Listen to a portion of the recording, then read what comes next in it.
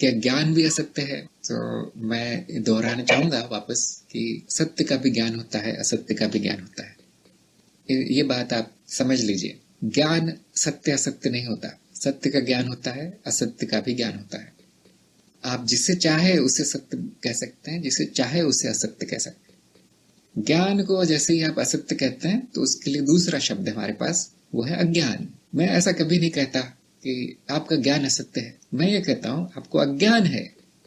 कुछ अनुभव संयोजन हुआ है, कुछ व्यवस्थीकरण हुआ है, लेकिन वो कुछ गलत हो गया है, वो तार्किक नहीं रहा। तो मैं ये नहीं कहूंगा कि ज्ञान असत्य हो, मैं ये कहूंगा अज्ञान है। वो अधिक सटीक भाषा है। जैसे आप कहेंगे ज्ञान भी सत्य होता है, ज्ञान भी असत्य होता है, तो बड़ी खिचड़ी बन जाएगी। फिर उन्होंने पूछा तो क्या ज्ञान मार्ग भी असत्य हो गया? ज्ञान मार्ग सत्य असत्य के बारे में नहीं है, ज्ञान मार्ग ज्ञान के बारे में है। क्या जाना जा सकता है ये हम ज्ञान मार्ग पर चलकर ढूंढते हैं, खोजते हैं, और जो भी जाना जा सकता है उसका हम वर्गीकरण करते जाते हैं। ये सत्य है, ये असत्य है। जाना तो बहुत कुछ जा सकता है। यदि आप अद्वैत आपको पसंद नहीं है किसी किसी कारण से, तो जो सांख्य है वो भी ज्ञान मार्ग के अंदर है। सांख्य दर्शन जिसमें कि माया को सत्य कहा गया है, प्रकृति वहां पे सत्य कही गई है, उस पर भी आप एक बार दृष्टि डाल सकते हैं कि हाँ मुझे ये अच्छा लग रहा है, प्रकृति को सत्य कहना मुझे अच्छा लग रहा है, ये मुझे जम रहा है। कोई बात नहीं, आप सांख्य के मार्ग से आ जाए, अद्वैत से ना आए, लेकिन आप रहेंगे ज्ञान मार्ग पर ही, क्योंकि सांख्य में विज्ञान पर ही सारा जोर है और कुछ करते नहीं है सांख्य में। सांख्य का अर्थ भक्ति तो नहीं है, सांख्य का अर्थ क्रिया या कुंडलिनी तो नहीं है, सांख्य भी ज्ञान मार्ग है। लेकिन वहां सत्य का मानदंड बदल दिया गया है उस मार्ग पर, जो एक शाखा है ज्ञान मार्ग की, सांख्य। तो आप वो मानदंड चुन सकते हैं, उसमें कोई बुराई नहीं है। मैं तो कितनी बार करता हूं मैं ऐसा। माया के जो क्षेत्र में बात चल रही हो तो मैं पूरी तरह सांख्य दर्शन में रहता हूँ। जैसे चित्त की परतें वगैरह हमने बनाई है, वो क्या है? वो सांख्य के आधार पर है। वो अद्वैत में ऐसी कुछ परतें वर्ते नहीं है। अद्वैत बड़ा सरल सा है, उससे हमें संतुष्टि नहीं मिलती कभी कभी अद्वैत से। जो ये भक्ति मार्ग वगैरह है वो भी सांख्य से निकले हैं, क्योंकि जो शैव मार्ग है उसमें प्रकृति प्रधान है, जो भक्ति है वहां पुरुष प्रधान है, और पुरुष को मनुष्य के गुण दे दिए गए हैं और अब उसका नाम ईश्वर पड़ गया। तो ईश्वर दयालु है, ईश्वर में बड़ा प्रेम है, ईश्वर में बहुत शक्ति है। इस तरह से हो गया है कुछ, ईश्वर के अवतार यहाँ पर आते हैं। अब ये जैसे ही हुआ, ये भक्ति मार्ग शुरू हो गया। सूत्र सबका एक ही है, सूत्र है अद्वैत। अद्वैत से सब शुरू होता है, उसकी शाखाएं बनती जाती हैं, और वो ऐसा थोड़ा थोड़ा भ्रष्ट होते जाता है, उसमें अशुद्धि आ जाती है धीरे धीरे। लेकिन जिसकी जो क्षमता है उसको वो ज्ञान दिया जाता है। अंतिम जो ज्ञान है वो अद्वैत है, उसके ऊपर कोई ज्ञान नहीं। तो ज्ञान मार्ग ध्यान रखे, सत्य असत्य के बारे में नहीं है, ज्ञान मार्ग सत्य, ज्ञान मार्ग ज्ञान के बारे में है। और अब सही समय है कि मैं आपको एक वीडियो दिखाऊं जो ठीक इसी बारे में चर्चा करता है। मैं आपको एक लिंक देता हूं, आप वो वीडियो जरूर देख लें।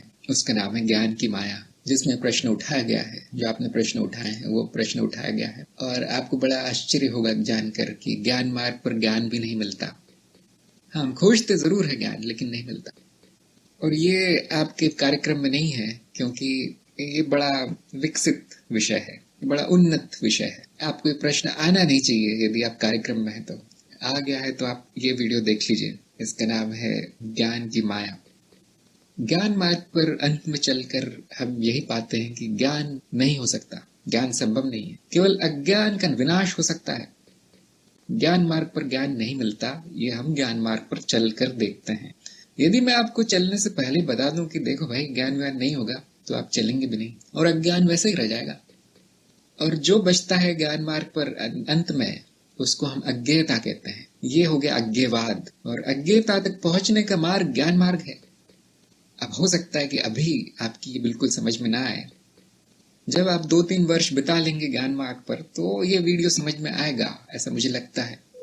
अभी तो आप इतना ही मानकर चलें कि ज्ञान मार्ग में अज्ञान का नाश होगा, इसीलिए मैं ज्ञान मार्ग पर चल रहा हूं, क्योंकि मुझे अज्ञान है। सत्य असत्य ज्ञान तक पहुंचने के साधन है।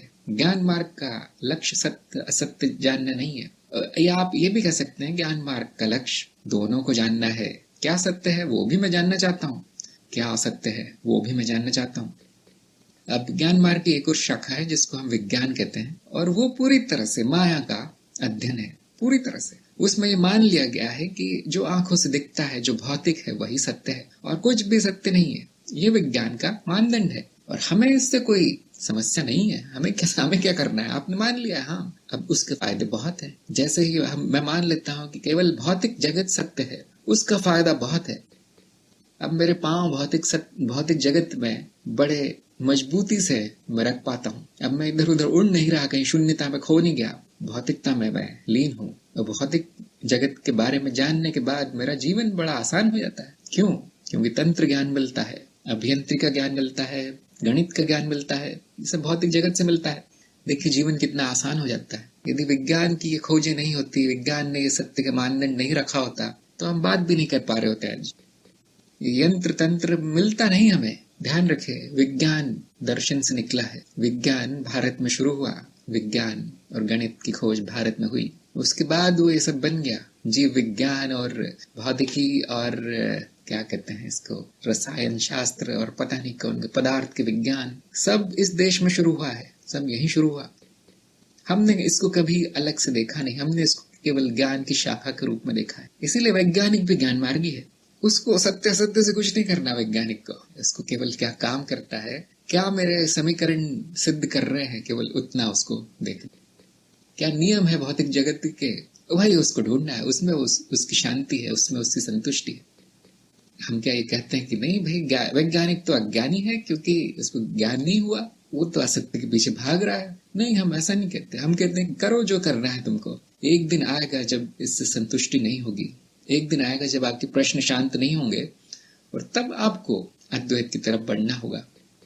बहुत से वैज्ञानिक सांख्य तक आके रुक जाते हैं, उसके आगे नहीं जा पाते। कोई बात नहीं, हम कहते हैं अगले जन्म में होगा, कोई बात नहीं।